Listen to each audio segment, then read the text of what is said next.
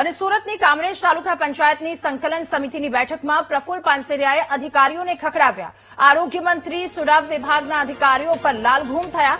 લાંબા સમયથી service road પરના દબાણને લઈને મંત્રી અકળાયા.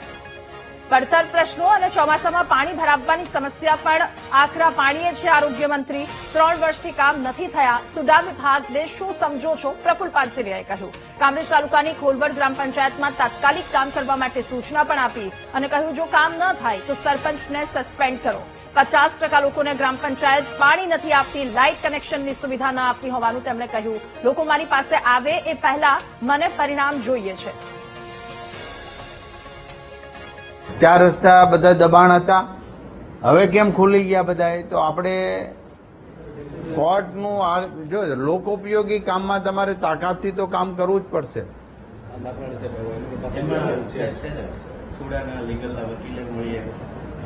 જ મેં ઓડિટ તપાસ કરી અને કોપીની ફાઇલ આપી.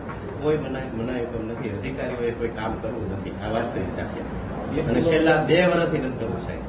હું અહીંયા ઉભો રહો હારે કોઈ અધિકારી કે કોઈ બનાવી કોર્ટનો લઈને આવે અને જ્યાં સુધી રોડ તમારી પાસે છે કોર્ટનો હુકમ મને કહો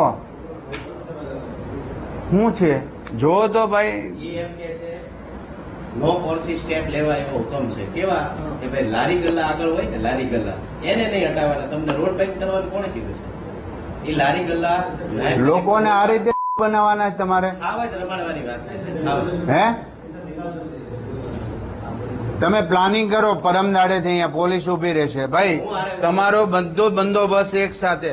મને આનો બહુ ગુસ્સો છે. 3 વર્ષથી તમે કામ નથી કરતા એટલે શું સમજો છોડાવાળા?